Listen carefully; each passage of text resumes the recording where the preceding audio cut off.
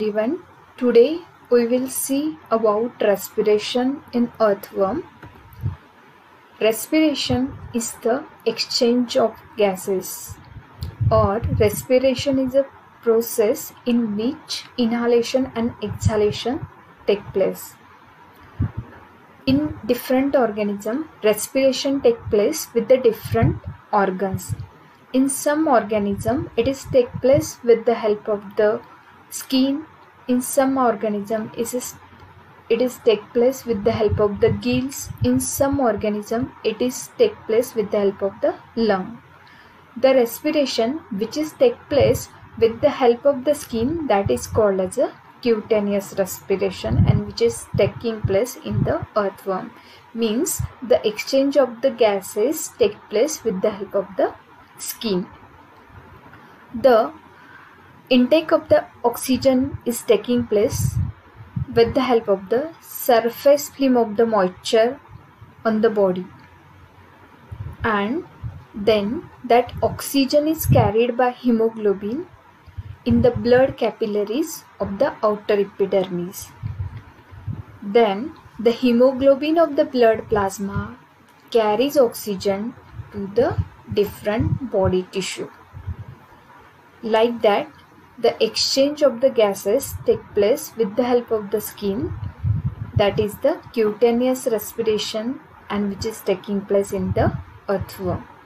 Means the inhalation of the oxygen is also taking place with the help of the skin, and the CO2 is also removed from the skin.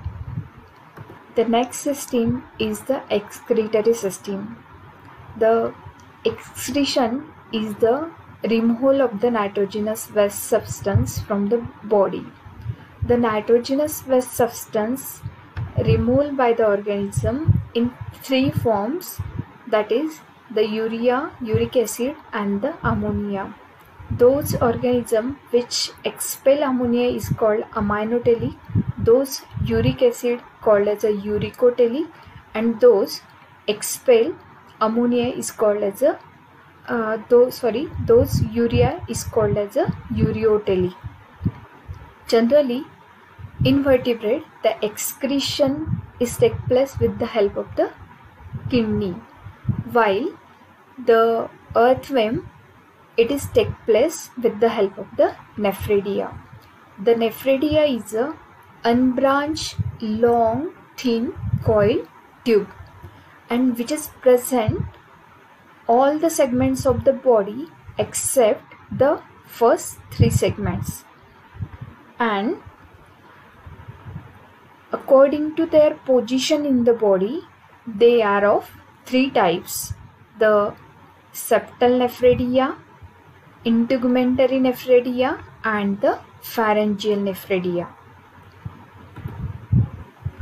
The first, we will see about the septal nephridia. It is the largest nephridia attached to both faces of the septum behind the 15 segments.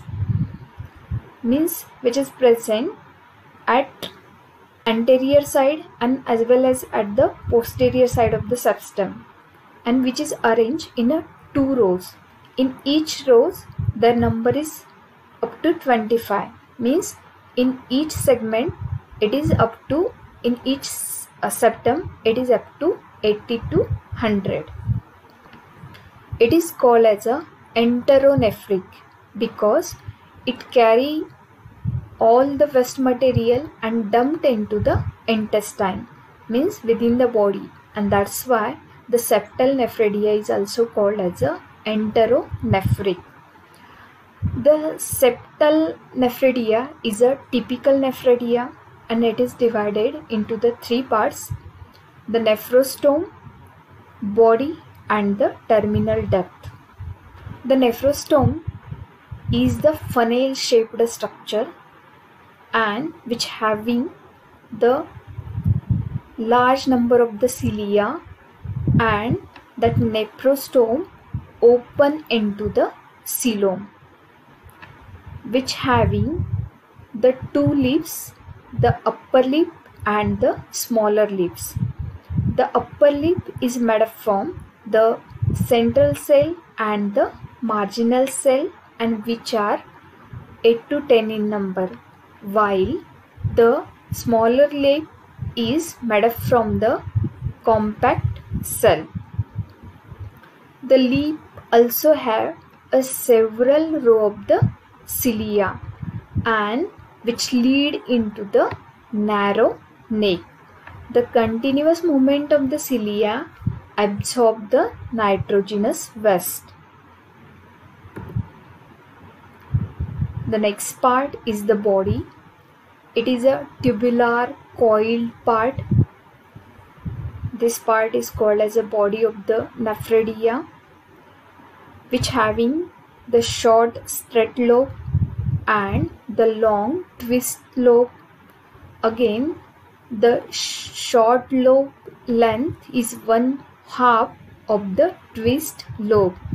The twist lobe having the proximal limb and the distal limb, and that proximal limb attached to the neck and the terminal duct, while the distal limb attached to the straight lobe. And the twist is different in different nephridia. It ranges up to 9 to 13. The last part of the nephridia is the terminal duct. The proximal limb is open into a short narrow duct that is called as a terminal duct, and which have only one intracellular canal. Now we will see something about the nephridial tube. The nephridial tube consists of the syncytial mass, means the number of cells come together to form a single cell structure, that is called as a syncytial mass, inside which the number of coiled tubes run and terminate into the terminal duct. There are the 4 parallel tubules in the straight lobe, while the 3 in a basal and 2 in a apical. They also having the 4 ciliated tract, from which the straight lobe having the 2 and the neck and the terminal duct having the 1.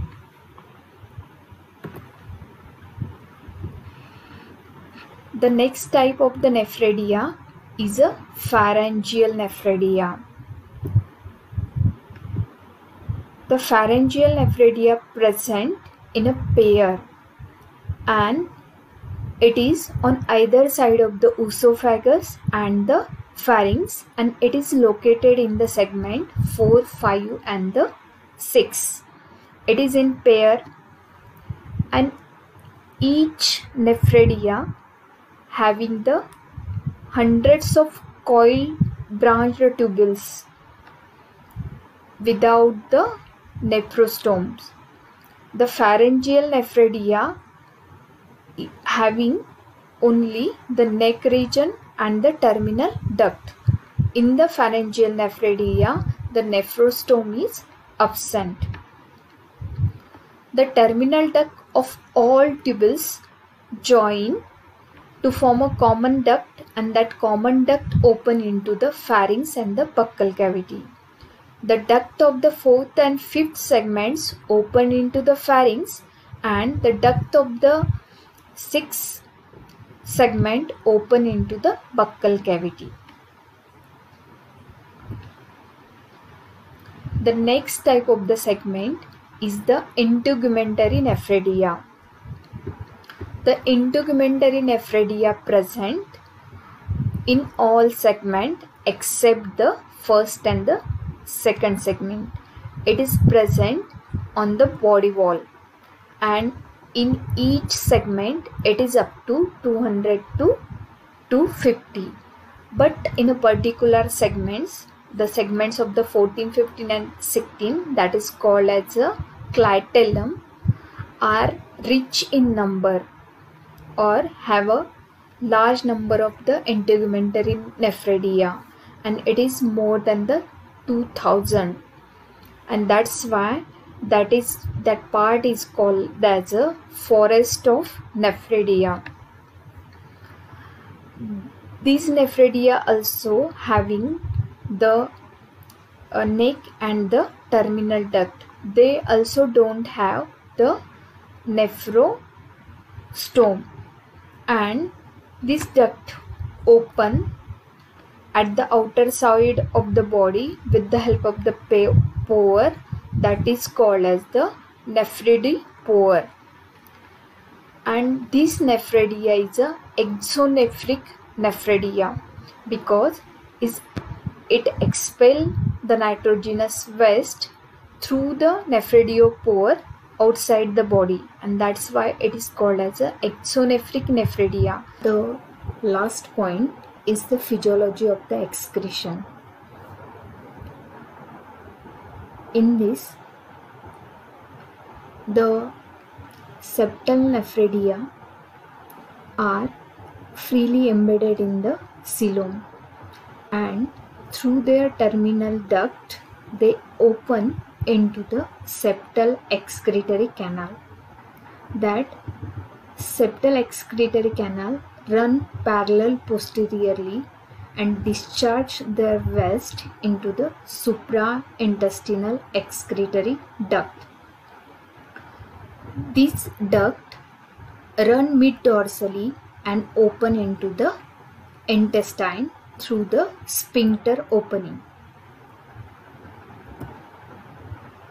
Then the useful substance are reabsorbed, as well as the water is also reabsorbed, and the pharyngeal and the septal nephridia discharge their waste into the gut lumen, and then they are removed with the feces, while the integumentary nephridia discharge the excretory material to the outer body surface. The earthworm are the less ureotelic than the other terrestrial. The excretory fluid of the earthworm consists of the 40% of the urea, 20% of the ammonia, and the 40% of the amino acid, and there is no uric acid present in the excretory waste of the earthworm. Thank you.